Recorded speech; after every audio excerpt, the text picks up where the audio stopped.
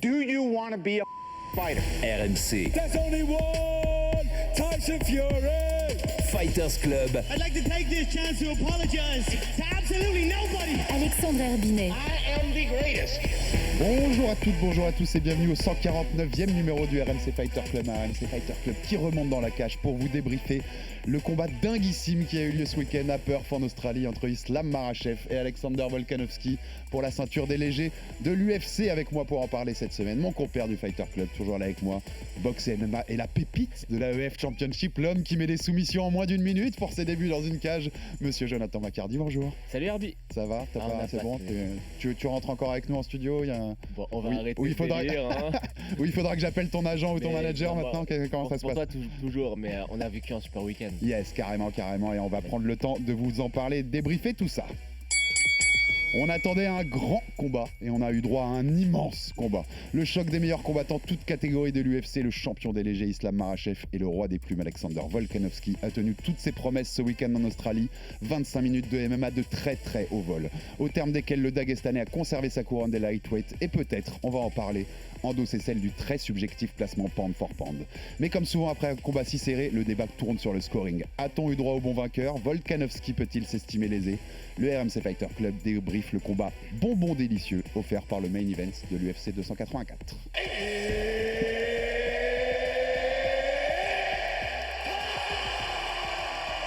C'est parti avec Islam Makhachev, sorte noire, Volkanovski, sorte vert. Volkanovski, il est bien rentré en droite-gauche, en combinaison linéaire, limite le middle. Oh, il a été contré, la gauche de Makhachev. Il est obligé de reculer. Et le coup de genou de Makhachev, avec une déferlante de crochet.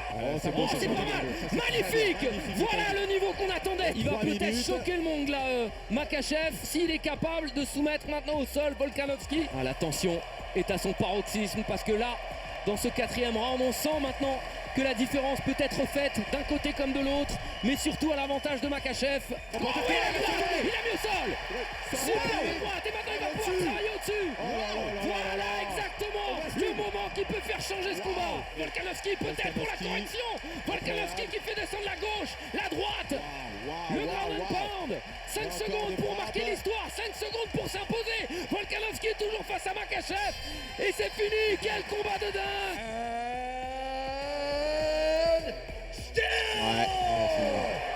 Et toujours champion des poids légers, Islam Makhachev qui est donc couronné meilleur combattant de l'UFC, toutes catégories confondues.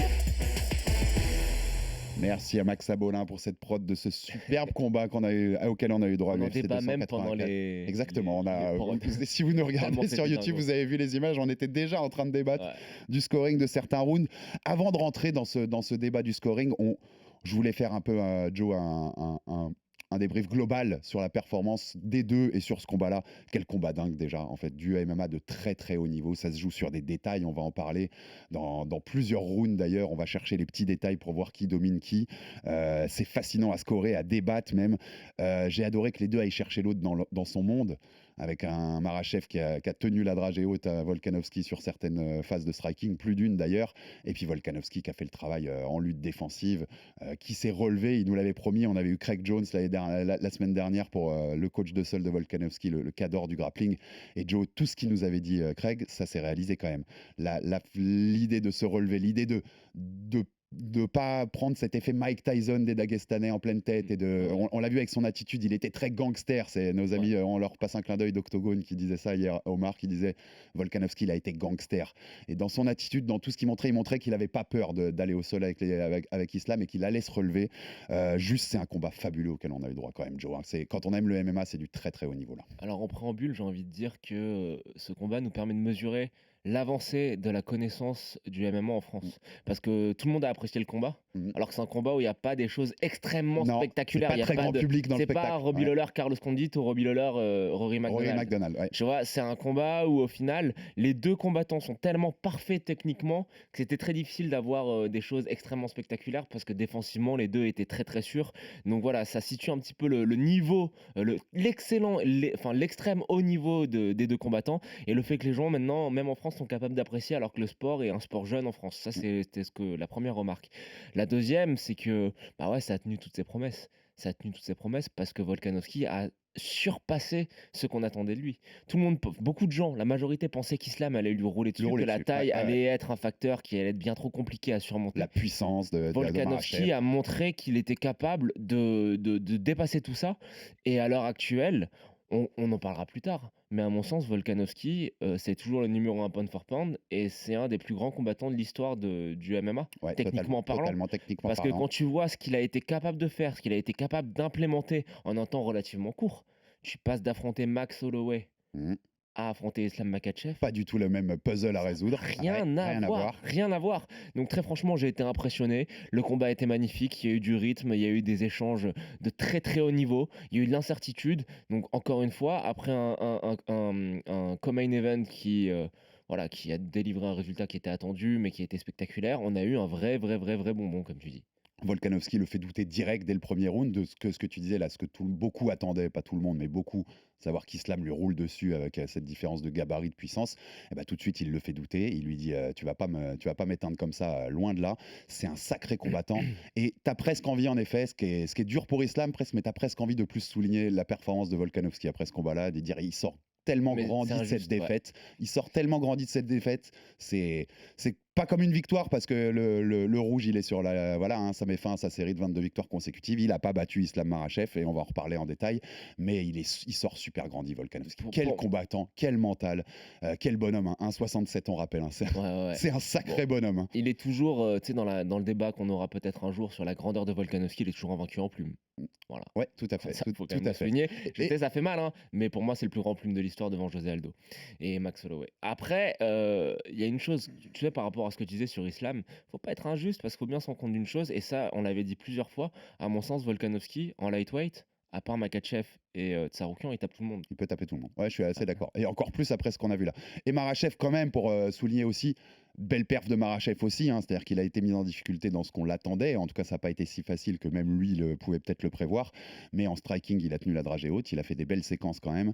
Il y a toujours ses qualités à aller prendre le dos, à mettre du danger en permanence. Les deux, globalement les deux. Voilà, on va terminer sur les performances globales, mais c'est chapeau, messieurs. Sur la performance globale, pour moi, je vais ajouter une chose. Je pense qu'Islam a fait preuve, a démontré sur ce combat-là un très faible fight IQ. Je pense que s'il a plus voulu la jouer à l'ego, qu'il voulait absolument mettre Volkanovski KO, pour dire j'ai soumis Oliveira, non j'ai mis KO le striker. Et tu sais, il s'est un peu vraiment éloigné de ce que Khabib appelle le plan du père là. C'est-à-dire qu'on prend pas de risque, on va au sol, on contrôle, etc. Et je pense qu'Islam aurait été capable de le faire, même si Volkanovski a été énorme en lutte. Tu vois, Islam a voulu striker, a voulu rester debout avec Volkanovski, et je pense qu'il en a perdu un petit peu en lucidité. Et puis peut-être qu'il a aussi à un moment compris que il allait se relever, l'autre, qui se relevait à chaque fois en fait, ou quasiment à chaque fois, et que c'était pas si simple que ça. Il y a aussi peut-être le cardio. De suivre même le plan du père. Le cardio, on en avait parlé avec Craig Jones, on n'avait jamais vu Islam sur 5 rounds comme ça. À la fin, on sent quand même, et même pas qu'au 5e round d'ailleurs, à partir du 3, tu sens qu'il a des vraies baisses là-dessus. Voilà, c'était un combat pas facile pour lui de toute façon. Il a réussi à aller chercher cette victoire et ce chemin de la victoire. Mais t'as raison, c'était pas le plan du père. C'était pas aussi facile que ce qu'on avait imaginé. Je pense que c'est un combat qui va le rendre meilleur, Makhachev. Et là où c'est un combat fabuleux, parce que je sais que toi comme moi, on l'a déjà revu plusieurs fois. Et c'est des combats où à chaque fois que tu le revois, tu vois des trucs différents. Tu vois des trucs en plus, tu vois des petites subtilités en plus. Tu changes même d'avis parfois sur comment on pourrait scorer un round. C'est là où ça fait l'attrait de ce genre de combat fabuleux et très serré. 12e victoire de rang pour Islam Makhachev, qui se rapproche des 13 qu'avait fait Khabib à l'UFC, même si lui n'a jamais perdu à l'UFC, Khabib, contrairement à Islam. Et met fin, je le disais, aux 22 victoires de rang de Volkanovski, mais on peut assurer que Volkanovski va revenir et va revenir fort, que ce soit en plume et peut-être même en léger. Dans quelques mois, moi, la revanche, elle me plaît bien. Il n'y a pas de souci. S'ils veulent la refaire, on signe direct. Mais les deux, même contre Yair, on prend. Oui, bien sûr. On va dire un mot d'Yair tout à l'heure, mais bien sûr qu'on prend ce combat pour unifier les deux ceintures désormais des plumes entre Volkanovski et Yair Rodriguez, le Mexicain. On passe un peu dans le détail du scoring, mon Joe, pour ce qui fait un peu parler depuis la fin de ce combat.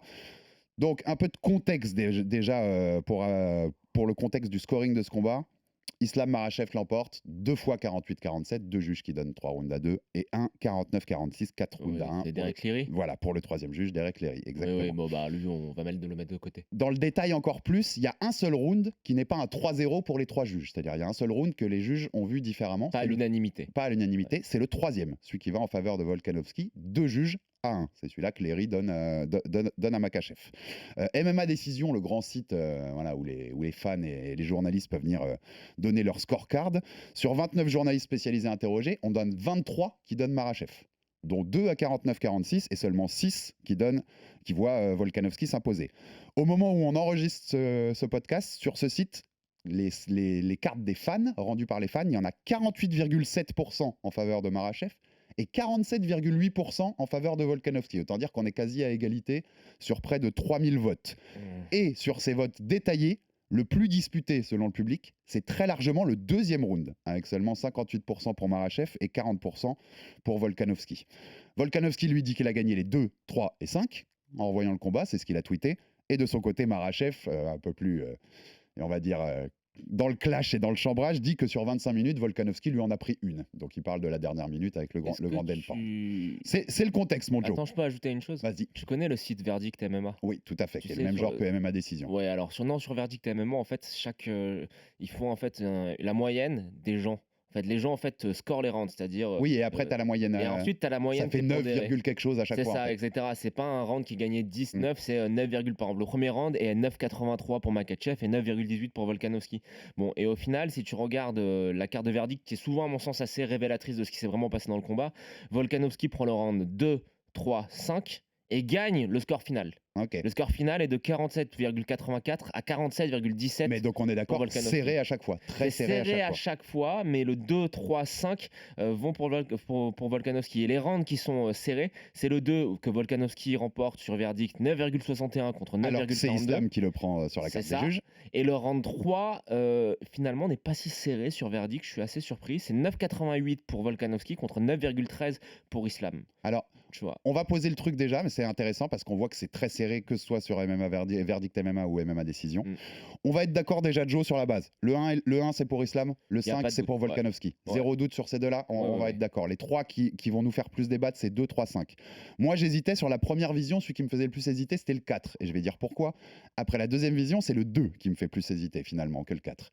On va rentrer dans les débats sur chacun des rounds. Déjà, Joe, est-ce qu'on peut partir sur le 2 qui a été donné officiellement à Islam Makhachev, et comme tu disais sur Verdict MMA, les fans le donnent à Volkanovski. Alors, ouais. 19 frappes significatives chacun sur le round. 30 frappes au total chacun sur le round. Égalité parfaite. Pourcentage similaire. Un takedown à 0 pour Makhachev, mais un takedown où derrière, il n'y a rien qui se fait derrière. Il n'y a pas de schéma offensif derrière. Il n'y a pas de contrôle. Ni de contrôle. Comment on score ce round-là? C'est compliqué.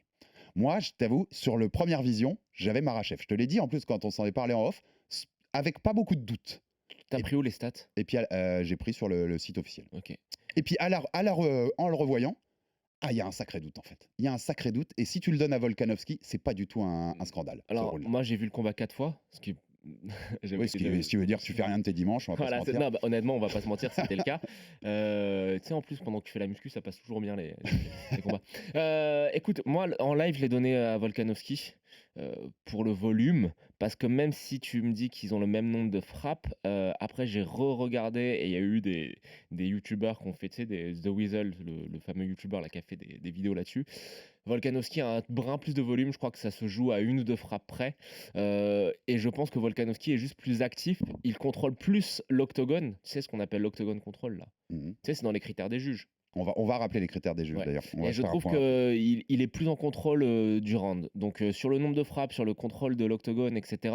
Moi je donne ce round-là à Volkanovski, mais c'est un round qui, à mon sens, tu vois, c'est s'il faut donner un vainqueur. Mais dans un monde idéal, si je dis vraiment, pour moi c'est un 10-10. On en a parlé. C'est 10-10. Ce qui peut changer. Ce qui change la donne du score final. Voilà. De toute façon. Pour moi, ce round-là, il faudrait parfois avoir des rounds nuls. Voilà, ce round est une égalité. Alors là où on va l'expliquer, parce que ce combat nous permet de faire quelque chose qu'on a rarement fait dans le Fighter Club. On en a un peu parlé au moment de Petian contre Sean O'Malley dernièrement, mais c'est de rappeler en fait comment on juge un combat de MMA. C'est quoi les critères exactement?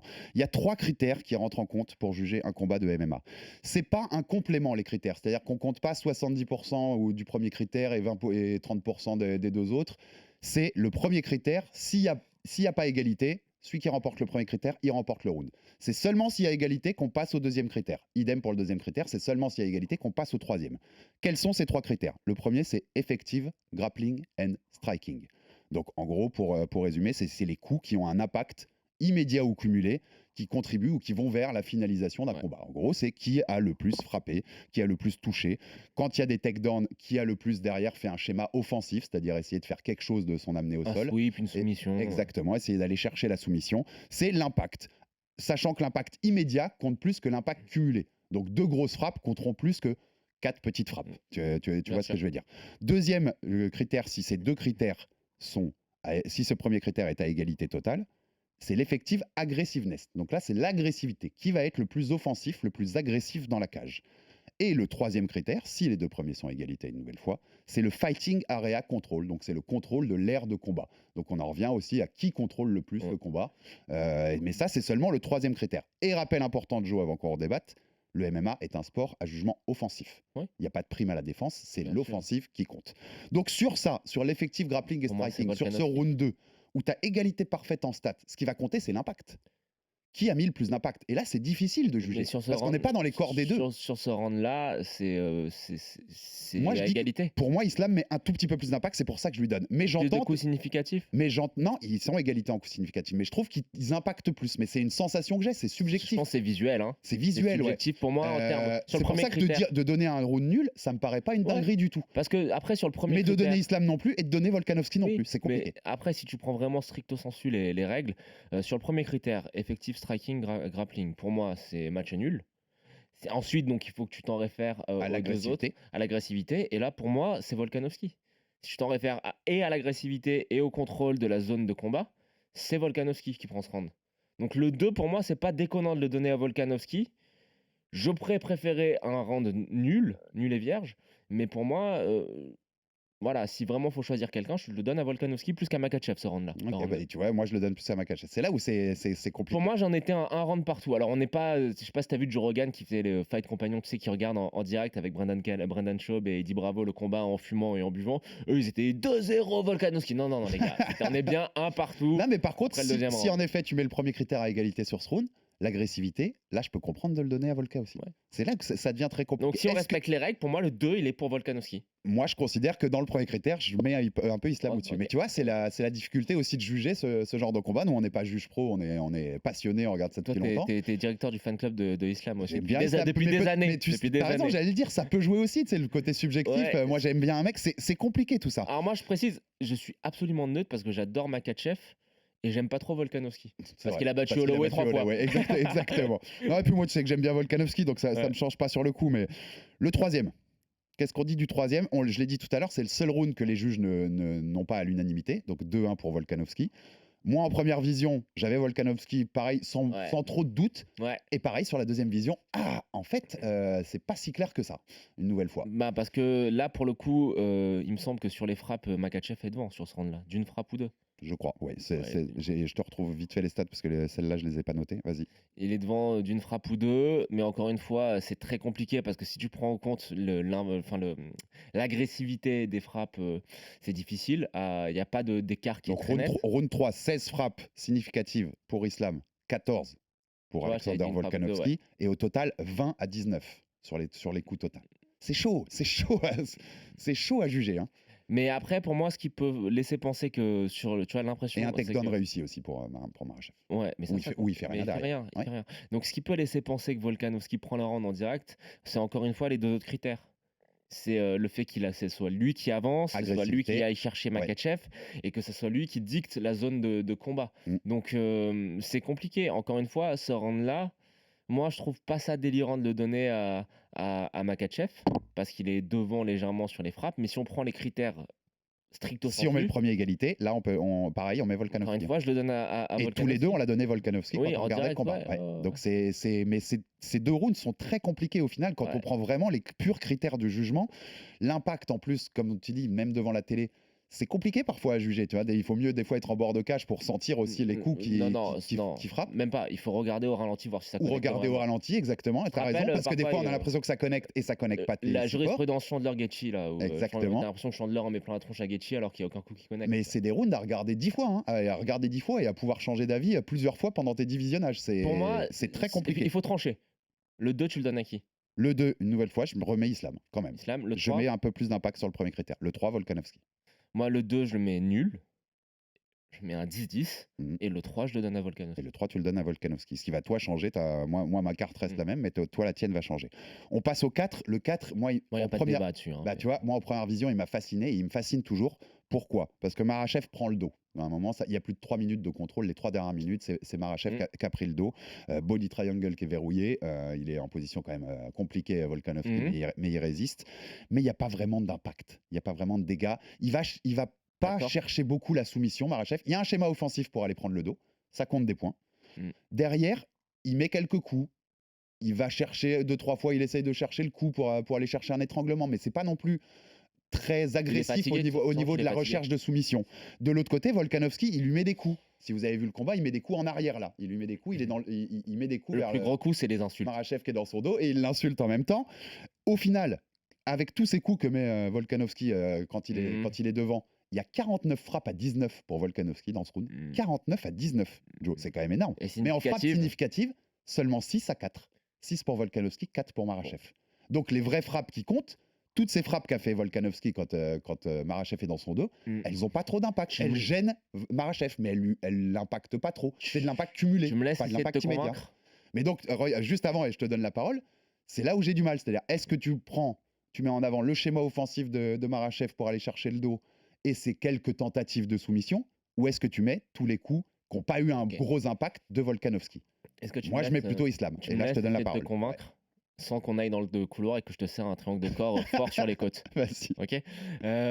Pour moi, Ça pourrait me convaincre. Ouais, je pense. Je pense que tout ce que tu dis, je le prendrais en compte si la position de Makhachev, ça n'avait pas été le dos. Si ça avait été au-dessus dans une demi-garde ou même au-dessus en montée, pour moi, je te dirais ok, pas de problème. Là, il est dans le dos. On va rappeler comment est né l'UFC. L'UFC, c'est né de la part de la famille Gracie qui voulait prouver que l'art martial était le supérieur aux autres. Que leur jujitsu Il était n'y a supérieur à tout. aucune position qui est plus dominante que d'être dans le dos. Tout à fait. Mais c'est la position la plus dominante et de loin. Donc déjà, il va chercher la position la plus dominante. Il ne place pas ses crochets entre les jambes de Volkanovski. Il lui sert un triangle de corps. Il y a des gens qui tapent sur des triangles de corps. Ouais. En fonction de la pression De la que puissance la que tu personne mets. est capable de mettre, il y a des gens qui tapent. Tu peux faire des dégâts dans un triangle de corps. C'est-à-dire que si tu le sers bien sur les côtes, tu peux faire des dégâts sur les côtes. Ça te vide ton oxygène. Alors, ça n'a pas effectivement fonctionné parce que Volkanovski a un cardio qui est... cardio, il n'y a pas de mot pour décrire le T'as cardio vu de qu'il dansait en Volkanovski. boîte de nuit, Ouais, ouais. après 25 minutes avec Makhachev, il danse en boîte de nuit, le pote. Mais Qu'est-ce que tu veux faire? ce que je veux dire, c'est qu'à partir du moment où la position dominante, c'est le dos, qu'il y a un triangle de corps, que c'est pas possible de sortir, pour moi, le round, il va directement à Makhachev. Il n'y a pas de débat possible. Si ça avait été Makhachev qui prend la position montée, ce que tu veux, pourquoi pas? Mais là, c'est le dos. Quand tu regardes les critères des juges, en fait, c'est effective grappling. Le grappling Grappling and efficace. striking, c'est les Il deux. n'y a rien de plus efficace que d'être dans Ah le ouais, dos. J'entends ton argument. Il J'entends n'y a ton rien de plus argument. efficace. C'est le dos. Moi, je t'ai dit, je mets Islam quand même devant, mais pas aussi grand que toi. Mais parce Pour que, moi, c'est un round. parce que je trouve que les frappes de Volka équilibrent un peu le truc Ouais, de l'effectif mais- striking and grappling. Mais c'est compliqué. Et tu as raison, ce body triangle qui peut faire aussi, selon la puissance que tu mets, qui peut faire beaucoup de dégâts. Le schéma offensif pour prendre le dos qui compte, qui marque des points dans cet effectif grappling et striking, les tentatives de soumission. En le revoyant, il met aussi quelques coups. Hein. Volka lui en met, mais il en met quelques-uns aussi Oui. au passage. Mais- Donc sur la globalité, je mets quand même Islam devant sur cet effectif grappling et striking. Mais, Ouais. mais je pense moins que toi en fait. Tu vois, je le mets un peu moins devant. Je vais juste une dernière chose, c'est que Volkanovski, il s'entraîne avec Craig Jones, il a montré qu'il était responsable au sol. À aucun moment il arrive à changer de côté. C'est-à-dire que pour défendre, quand quelqu'un te serre un triangle de corps, tu vois, mettons tu as les pieds croisés sur ta droite, il faut se pencher sur son flanc droit, écraser les pieds. Il n'arrive pas, il peut pas parce que l'autre le contrôle trop. Il est trop contrôlé. Bon, au final, donc, comme on a dit, round 1 et round 5, on sait pour qui ils sont, Ouais. et il n'y a pas de débat pour nous. Qu'est-ce qu'elles donnent nos cartes? Moi, elles donnent toujours 3-2 pour Makhachev, mais avec un énorme doute sur le round 2. Avec même moi, beaucoup plus que toi, un doute sur le round 4, même si tu m'as convaincu avec tes arguments pour le coup. Le 3 est aussi chaud. Si ça tourne 3-2 en faveur de Volkanovski, c'est tout sauf un vol. Mais la victoire de Makhachev 3-2, c'est tout sauf un vol aussi. Mais oui. Et toi, si je te comprends bien, puisque tu mets un 48-48. puisque tu mets un 10-10, t'es à égalité. On est d'accord, t'as un draw. 48-48. Ouais. 48-48 ou 47-47, je sais pas comment tu scores ça. Mais Je crois, que ça, 48, je crois que ça donne 48, ou 47-47 peut-être. C'est 9-9 c'est 10-10, non, c'est ça va pas être 10-10 dans 48-48. 48-48. Écoute, moi, pour moi, c'est un draw. Après, si on veut vraiment se faire un avis, je pense que les rounds gagnés par Volkanovski, sont plus nets que les rounds gagnés par Makhachev. Ah, le 5 est plus net que le 1, par exemple. Exactement. Le 5 est plus D'ailleurs, net que tu le vas 1. sur Verdict. Ouais, le 5 est plus net que le 1. C'est voilà, il y a pas de. Le 1, au niveau frappe effective, tout ce qu'on disait tout à l'heure, au niveau frappe, il y a 10 frappes significatives pour Makhachev, 11 pour Volkanovski, par exemple. Il est devant en frappe significative. Mais il a le contrôle. Exactement. Il termine avec le takedown. Mais Makhachev contrôle pendant 2 minutes. Donc c'est normal de lui donner ce critère. Bah, donc pour mais en effet, le round 5 est beaucoup plus dominé. Où là, sur les significatifs, c'est 20-8 pour Volkanovski. C'est pour ça que j'aime bien la manière de scorer de Verdict, c'est-à-dire qu'ils prennent, tu vois, les scores avec les décimales et la moyenne sur l'ensemble du combat. Et sur Verdict, donc on le répète, c'est victoire de Volkanovski 47-84 à 47,17 en prenant 3 rounds.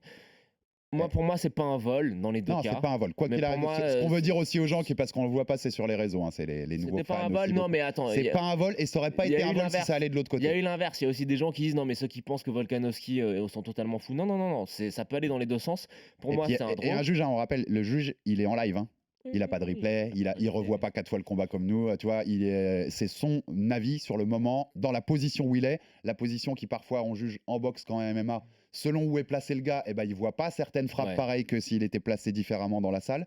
C'est beaucoup de choses le jugement. Après, attention, pour moi ce combat-là, tu vois, c'est à mon humble avis, hein, c'est un draw où ça va dans le sens de Volkanovski. Mais je pense que Volkanovski peut s'en mordre les doigts parce qu'il a fait beaucoup d'erreurs. Et Makhachev, s'il y a un rematch, je pense que Makhachev, cette fois, il lui roule dessus. Parce que Makhachev arrêtera de vouloir le mettre KO. Il va s'en tenir parce qu'il adapte son jeu. Il va adapter son jeu et il va le terminer. Par contre, tu es d'accord non plus, malgré ton avis, que c'est pas un vol que Makhachev gagne. Loin de là. Je t'ai dit, c'est pas un vol dans les deux côtés. Par contre, sur les erreurs de Volkanovski, je pense que quand il donne le dos au 4e, il peut ne pas donner le dos. Tu vois, par exemple, sur la tentative de takedown, il se retourne, il donne le dos. Je pense qu'il a eu un réflexe, il a travaillé avec les frères Hickman qui sont des purs lutteurs. Il a eu le réflexe de pur lutteur où tu défends un takedown en donnant un petit peu ton dos. Ça, je pense qu'il pouvait l'éviter vraiment et que le combat aurait eu une autre issue. Après, voilà, on a eu un très beau combat, c'est serré, c'est pas un vol dans les deux sens, il n'y a pas de problème. Et pour finir sur le jugement, Joe, on va se faire un truc d'ancien combattant. Si on prend le combat global, déjà au niveau stade, juste pour rappeler rapidement, 70 frappes significatives pour Volkanovski contre 57 pour Islam Makhachev. Makhachev, il en avait pris que 112 dans toute sa carrière. Il en a pris à l'UFC. Il en a pris 70 là en un combat. C'est là que tu vois qu'il y a des niveaux. Hein. Quand tu commences à affronter un Volkanovski, c'est pas la même chose que tous les combattants que tu as eu avant face à toi. Donc plus de frappes aussi, 164-95 au total pour l'Australien. Par contre, Makhachev, il a 4 takedowns contre 0 de l'autre côté. Oui, mais combien de minutes de contrôle? Seulement 2 où il y a vraiment des choses qui se font derrière. 7 minutes 37 de contrôle contre seulement 2. Donc en effet, il y a une grosse domination à ce niveau-là de Makhachev, alors que les frappes vont plutôt côté Volkanovski. Tu vois où je vais en aller? Les trucs d'anciens combattants. Comment on juge le combat si on jugerait le combat sans les rounds? Si t'as à juger les 5 rounds en un bloc monolithique. Comme je te disais tout à l'heure, les rounds gagnés par Volkanovski sont plus déterminants. Les rounds perdus par Volkanovski sont plus serrés. Il termine le combat en position montée en faisant du grand handpound. Il y a aussi une phase qu'on n'a pas soulignée, mais j'ai été surpris de voir, je sais pas s'il les gagne tous, hein, mais il gagne une bonne partie des clinches, Volkanovski. Il a été impressionnant au clinch, on l'a pas assez parlé. Quand ils sont le grillage, il le retourne à chaque fois. Pour moi, sur la globalité du combat, Volkanovski fait un meilleur combat. Et ben c'est là où, tu vois, moi, quand j'y réfléchissais avant de mettre cette question sur le conducteur, je me suis dit, moi, en global, je juge sur 5 rounds, je donne nul. Je donne un draw. Ça me paraît un match nul. Ça me paraît, tu vois, les deux ont fait suffisamment de leur côté. Et la seule conclusion, c'est refaites-le vite, faites-nous kiffer. Refaites ça vite. Dernier petit thème qu'on voulait aborder, parce que ça a été le gros thème d'approche de ce combat, le côté marketing de l'UFC, on le connaît, et le pound for pound, le classement subjectif, toutes catégories confondues, quel est le meilleur combattant de la planète. On en parle souvent, nous, parce qu'en boxe, c'est un classement un peu mythique, entre guillemets, et puis qu'à chaque fois qu'on peut en parler en boxe, ça me permet de rappeler que Naoya Inoue est le meilleur boxeur au monde, voilà, de la planète. La petite tête de Joe qui me regarde.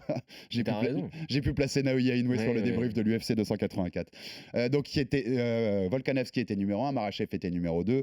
Quand ils se sont chauffés à Abu Dhabi pour lancer le combat à l'UFC 280, quand Islam était devenu champion, c'est Volkanovski lui-même qui avait dit « Mon pound for pound est en jeu dans notre combat ». L'UFC n'a pas laissé de place au doute, puisque dès la fin du combat, ils ont fait des posts sur les réseaux sociaux pour dire « On a un nouveau roi pound for pound, c'est Islam Makhachev ». Mais est-ce que ça bouge vraiment? Si on parle subjectif, Joe, hein, c'est un truc qu'on s'en fout un peu, mais si on parle vraiment de notre subjectivité par rapport à ce qu'on a vu dans la cage, est-ce qu'il faut pound for pound, on rappelle ce que ça veut dire, un kilo pour kilo, c'est-à-dire que si on mettait les deux mecs avec le même gabarit, qui l'emporterait? Eh ben moi je laisse Volkanovski devant, je suis désolé, même s'il a perdu le combat, le meilleur combattant pound for pound des deux pour moi, c'est Alexander Volkanovski. Pour moi, après ce combat-là, ça change pas. Parce qu'il a montré, malgré la différence de gabarit flagrante, la différence de poids flagrante, qu'il était largement au niveau. On a eu un débat là de 20 minutes pour savoir si c'était un draw ou si ça allait pour Makhachev sur Volkanovski. Ça veut bien dire que ce classement subjectif et un peu superficiel ne doit pas changer. Après, pour moi, parenthèse, le numéro 1 pound for pound, c'est toujours Demetrius Johnson. Mais oui, mais ça, là, on parlait UFC en plus, parce que le classement dont on parle, c'est des classements tellement subjectifs. Imagine John Jones contre Cyril, là, il revient. Et il te fait une démonstration, tu vois, il éteint Cyril, j'espère pas pour Cyril, hein, mais il te fait une démonstration de force, machin. Bah, tu peux légitimement le remettre pound for pound numéro 1. Oui. C'est John Jones, tu vois ce que je veux dire, avec ses accomplissements et tout.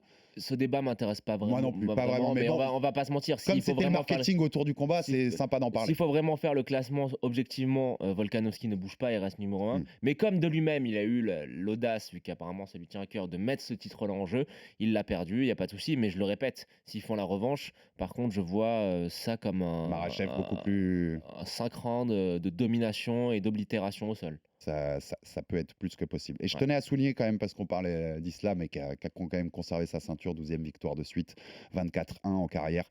Les travaux, tu parlais des plans du père tout à l'heure, les travaux de monsieur Abdulmanap Nurmagomedov quand même. À l'UFC, il a placé 2 champions. Enfin, il est décédé il y a 3 ans, mais il a placé 2 champions chez les lightweight. On l'a souvent dit, c'est quand même la catégorie sans doute la plus dense à l'UFC. 2 qui ont fini numéro 1 pound for pound de l'UFC, quand même. 53-1 en bilan cumulé pour les deux en carrière. Et si tu rajoutes le cousin de Khabib, Ousmane Nurmagomedov, champion des lightweight aussi, au Bellator, 16-0. Donc des champions... 16-0 avant de rencontrer Mansour Barnaoui. Exactement, et on aura le temps d'en reparler, mais tu vois ce que je veux dire? Les 2 ceintures de la catégorie la plus dense au monde, dans les 2 plus grandes organisations de la planète MMA, 69-1 au total pour ces 3 combattants. Abdulmanap Nurmagomedov, si tu nous écoutes de là-haut, chapeau quand même. Alors, chapeau pour les travaux. Quoi. Attends. Si tu veux être totalement juste, c'est pas quelqu'un que je trouve parfois il est un peu lourd et tout. Mais Javier Mendes, les gars. Aussi Javier Mendes, bien sûr. Qui est derrière les 3 aussi. Il est derrière les 3. Il a fait double champ avec Daniel Cormier, la ceinture pour Ken Velasquez, la ceinture pour Luke Rockhold. C'est quand même un sacré entraîneur. Et souvent, quand on parle des meilleurs entraîneurs du monde, on n'en parle pas. C'est vrai. Parce qu'on a l'impression que c'est un acquis. C'est ce que j'allais dire. C'est les mecs acquis, quoi. T'en parles pas parce que c'est un pilier et il est là. C'est monstrueux ce que fait Javier Mendes. Tout à fait. T'as raison de noter ce travail. On dit bravo pour les travaux. Bravo aussi à l'équipe de Volkanovski. Craig Jones, les frères Hickman. D'avoir su implémenter un tel niveau de grappling en un si peu de temps, c'est quand même un truc de zinzin. Bien sûr, et vous retrouvez toujours, si vous voulez aller réécouter, parce que c'est intéressant, même après le combat, de réécouter ça, l'épisode avec Craig Jones la semaine dernière, qui nous donnait les détails de l'approche de Volkanovski. C'est ce qui s'est passé. C'est tout ce qui s'est passé, vous verrez. Vous pouvez vous mettez le podcast en regardant le combat sans le son à côté, vous allez voir, c'est régal. Et il y a un truc qui est drôle, c'est que tu sais, après le combat, vu que Craig c'est devenu la coqueluche de la Fight Week. Tout à fait. Parce que c'est un mec qui fait des blagues, tu vois, qui faisait des blagues sur le fait que Volkanovski allait soumettre Makhachev par clé de talon, etc. Tu sais, il y a des gens qui disaient non, mais ça va faire Khabib contre Dylan Danis. Tu te rappelles? Khabib qui saute sur Dylan Danis, le coach de McGregor. Mais les gars, vous n'avez pas capté, hein. Craig Jones, c'est pas un sombre bip comme Dylan Danis. Non, exactement. Pas du tout. Et c'était marrant, il a fait un super post, Craig, qui m'a fait beaucoup sourire, où il y a une discussion, on voit Makhachev en discussion avec lui et qui lui fait un mouvement. C'est de quoi il parle. Et la caption qu'a mis Craig Jones, c'est Islam m'a demandé comment on finalisait un étranglement. Mais tu sais, à mon avis, de quoi il parle? Non. Il parle du finish de Makhachev contre Oliveira, où Craig avait dit que c'était pas la meilleure des manières de finir un triangle de bras. Et parce qu'il disait il a pris le grip de rear naked choke. Et tu sais, je pense que c'est de ça dont il parle, parce qu'il fait le mouvement du rear naked choke. Et comme on fait tout le temps, pour finir une dernière stat, quand on fait tout le temps les comparaisons entre Islam et Khabib, c'est normal, le successeur de Khabib Nurmagomedov, il y a un record qu'il atteindra pas. C'est le record de Khabib, c'est 31 rounds gagnés de suite à l'UFC. Il en était à 24 avant ce combat, il en a perdu. Est-ce que Khabib a rencontré Volkanovski? Il n'égalera pas. Non, je suis d'accord.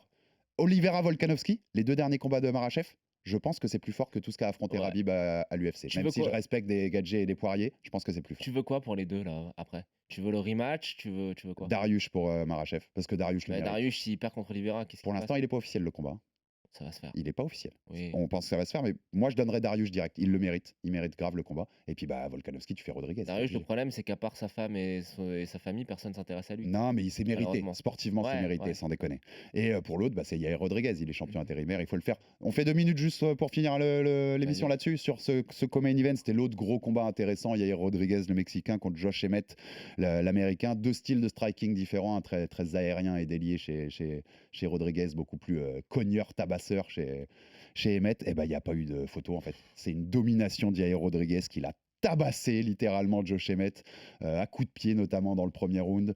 Emmett le sonne un peu parce qu'Emmett sur un coup en fin de round, parce qu'on sait qu'Emmett sur une frappe ils peuvent vous déstabiliser, mais pareil au deuxième round, les kicks qui passent à foison pour Yair, et puis le superbe setup pour finir avec le triangle, quoi. Setup d'armbar, transition, le triangle qui est verrouillé, et là ciao bye bye, tu peux rapidement taper Emmett parce que c'est mort, et que Yair Rodriguez a prouvé qu'il était bien meilleur que toi, bien plus fort sur tous les plans techniques, je trouve, bien plus complet, bien plus technique.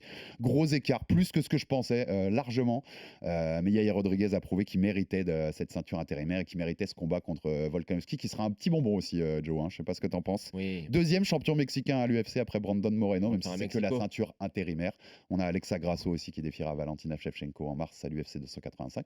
Ça va bien pour le Mexique en ce moment. Un petit mot juste sur Yair, la performance avant qu'on boucle, Joe. Alors sur le Mexique, ça va bien parce qu'il faut rappeler que l'UFC a construit un Performance Institute aussi à Tout Mexico. à fait, à Mexico. Je pense que ça aide beaucoup. Ouais. Sur Yair Rodriguez, écoute, que dire, je vais chercher là dans mes vieux tweets, mais en 2014, j'avais dit Yair sera champion featherweight. Bon, ça a mis plus de temps que prévu. Ouais, il y a eu des déconvenus. Nostradamus Macardy. Non, mais alors pour le coup là, tu vois, mais après il y a eu des déconvenus. Il y a eu le combat contre Frankie Edgar qui était passé par là, qui lui avait fait beaucoup de mal. Rappelle-toi qu'il s'était fait virer de l'UFC à un moment hier parce qu'il refusait d'affronter Zabit, Magomed Sharipov. Écoute, après, est-ce qu'il y a surpris sur ce combat? Non, parce que Emmett c'est un combattant d'un autre temps. Je pense pas qu'il y avait un tel écart. Mais pour moi, j'imaginais pas un tel écart. Pour moi, Josh Emmett, il était là parce que la division elle est totalement flinguée par tout ce qui s'est passé. Mais flingué, c'est pas négatif quand je dis ça, c'est juste qu'en fait, en haut de la division, t'as un mec qui est très au-dessus des autres, qui s'appelle Alexandre Volkanovski.